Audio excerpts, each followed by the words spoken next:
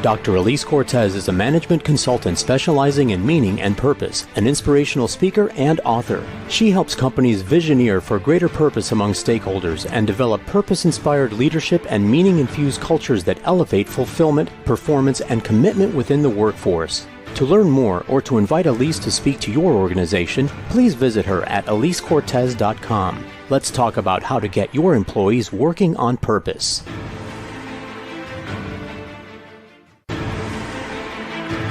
This is Working on Purpose with Dr. Elise Cortez. To reach our program today or to open a conversation with Elise, send an email to Elise, A-L-I-S-E, at elisecortez.com. Now, back to Working on Purpose.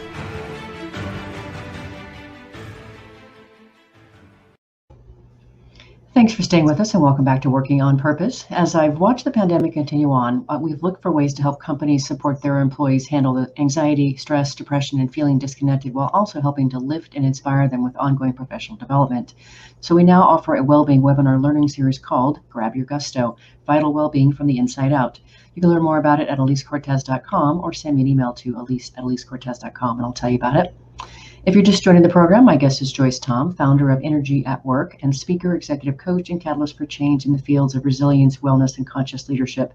She joins us today from the San Francisco Bay Area. I'm your host, Dr. Elise Cortez. So for this next segment here, I'm really interested in this notion of yours, of tools for the journey. And I know you and I probably both get a very similar question. And people want to know, how do I find my purpose? I mean, I was just speaking to a group of National Charity League mothers and daughters Sunday, and I asked that question: how many of you think you know your purpose? And there were probably 250 people in the audience. Guess how many hands went up? How many? One. Oh my goodness. And I understand, I totally understand. So, people do want to know, how do I find my purpose? And so talk to us a little bit about your perspective on how to start to answer that question and some tools along the way. Sure. Well, I know that a lot of people struggle with finding their purpose. And in some of the research that I've seen, only 20% of people really feel certain that they know their purpose. And as many as 91% of people at some point have felt like they don't know their purpose at all. So it is a big, big, big issue for people. And one of the things I think people start with is they start trying to just figure it out, right? And they effort at it. When I think that one thing that could really be helpful as a tool is to step back and just work on self-awareness, the base level of self-awareness on all levels. I mean, intellectually, emotionally, physically, etc. Because without self-awareness, how can we connect deeply with our purpose? It seems to me to be the basic foundation of, we can come up with ideas about purpose, but is it our purpose? How can we know that unless we know ourselves? Mm-hmm. I have found that there is such a desperate hunger for people to really understand their purpose that many people just kind of declare one.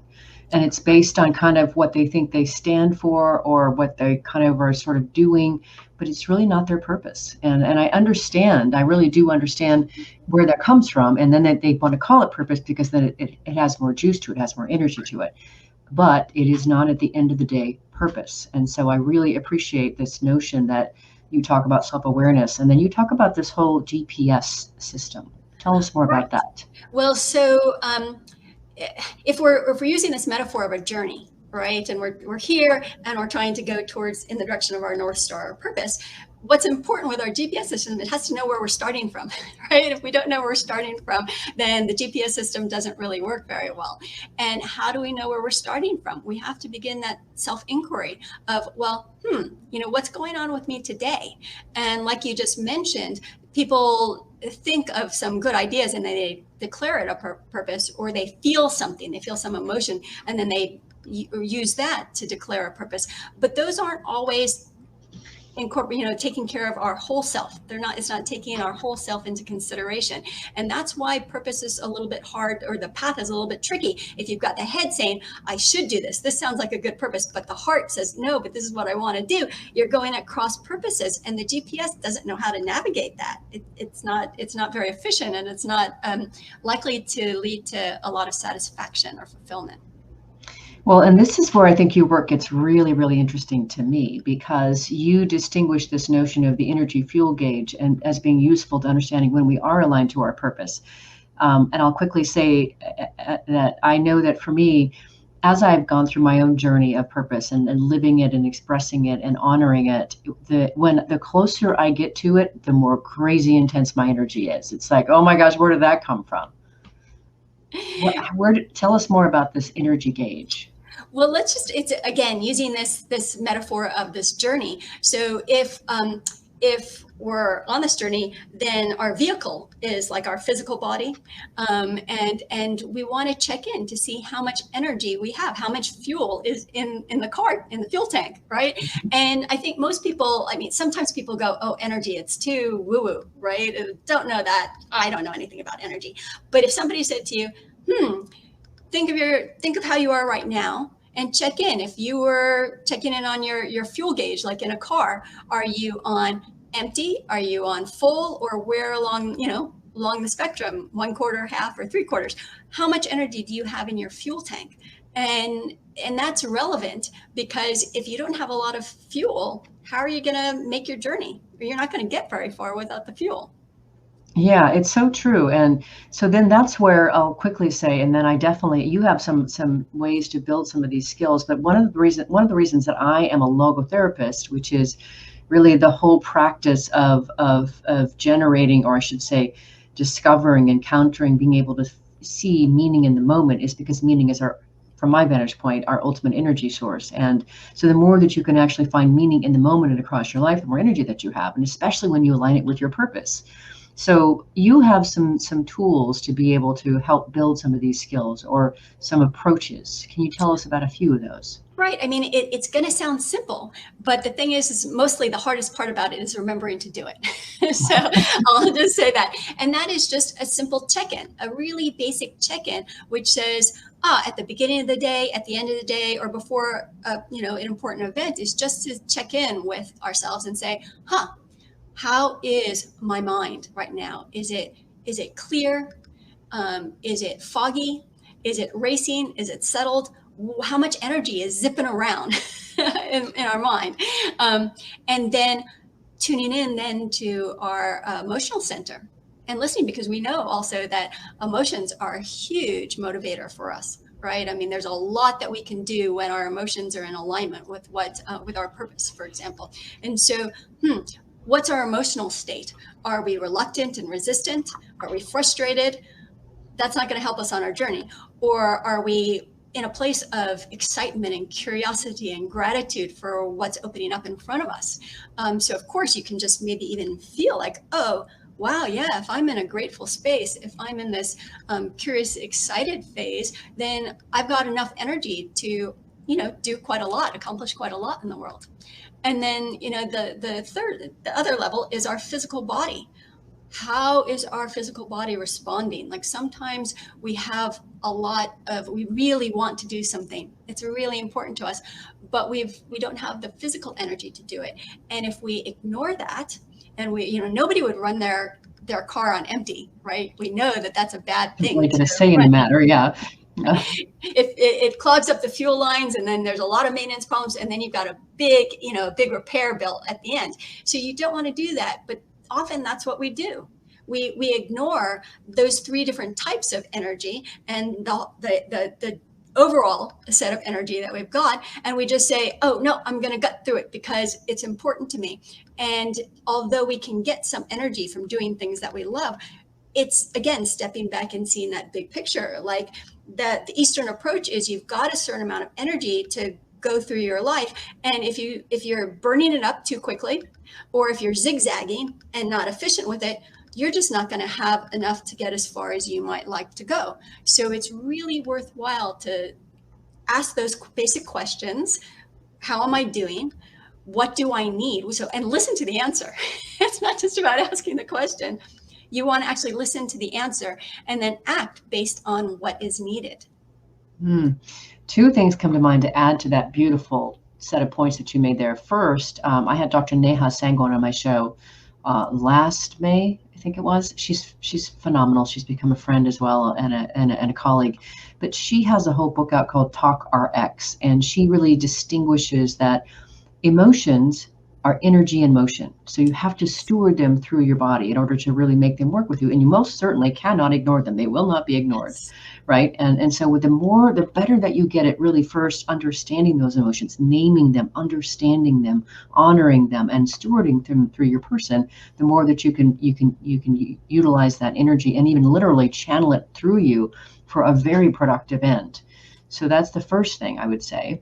Anything you want to comment on that before I go to my second point? Yes, exactly. I'd like to take it to the workplace situation, Mm-hmm. because um, our head, our heart, and our body are like teammates, right? And so if you were going into a group meeting and saying, we've got this purpose, our mission, our vision. What do you guys think about that? Or how are you feeling about that? And there were concerns, there were fears, there was excitement, there's a whole bunch of different reactions to it.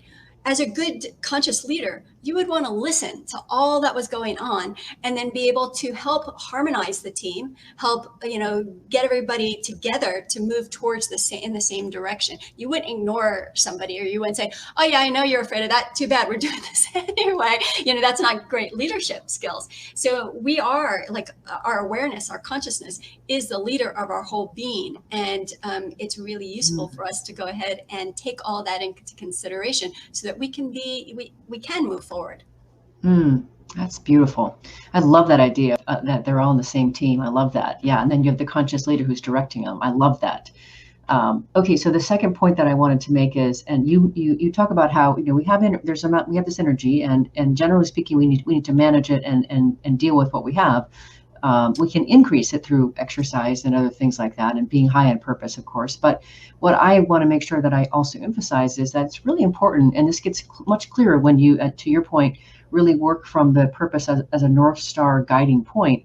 And you can recognize, you can start to more easily see what fits within that purview of my purpose. And a lot of us spend a lot of time and effort and energy on activities that actually don't help us fulfill our purpose, and someone else can do them very handily. Thank you very much. And when you clear them off your plate and your path, you have this much bigger runway and all this extra energy to throw yourself toward that North Star of purpose. And so I can't tell you how important it is to really evaluate how you're spending your energy. Where is it going? Taking inventory of that, and then clearing out where it really isn't serving you very well. Do you really have to be the one that does all the dishes, changes the oil in your car, does all the laundry, does all this extra stuff on your project, on your team? Really, do you have to do all that?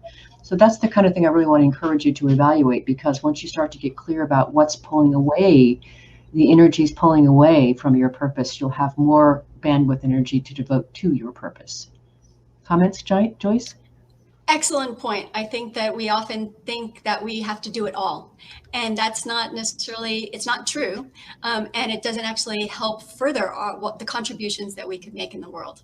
Yeah. So yeah, wonderful point. I agree. And I also encourage people to take that into consideration and see what changes might be helpful for people to make in their lives. Mm-hmm. You'd be amazed how you can really quickly get over doing some of these things that you spend a lot of time doing.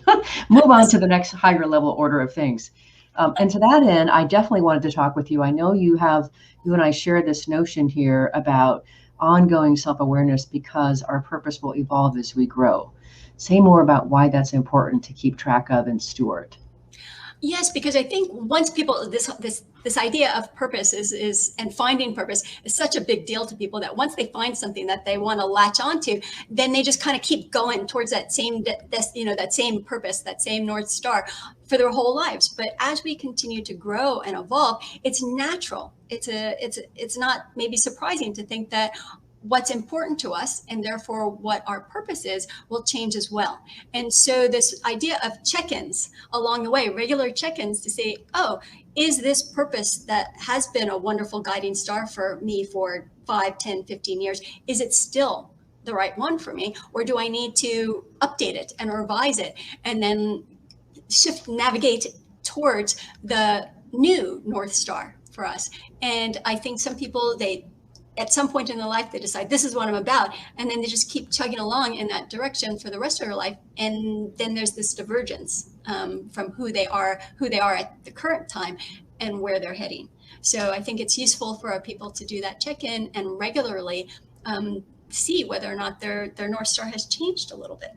Well, and what I also tell you, listeners and viewers, is as you step on your path to purpose and really listen and to that gentle whisper that's trying to get your attention and tell you which step to take next along that path, as you serve it, you really will continue to grow and expand. And that means your eyes and your ability to see things will change and sense things will change. It will evolve. And therefore you'll see things newly that you didn't see before as opportunities and ways to serve. And then of course, don't forget the world will continue to change along with you. Also then serving up new opportunities and ways of being in the world. So yeah, keeping a really close tab on you and how you and your purpose are connected and related to the world and serving the world is of critical importance. And by the way, it's fun. It's not just, something you have to do. It's a fun thing to track and go, let this thing carry you along the way. Absolutely. Isn't this fun? All right, well, let's grab our last break here. I'm Elise Cortez, your host. We were on the air with Joyce Tom, a speaker, executive coach, and catalyst for change in the fields of resilience, wellness, and conscious leadership. We've been talking about the tools for our journey of purpose. After the break, we're going to get more into overcoming obstacles to the journey. Stay with us. We'll be right back.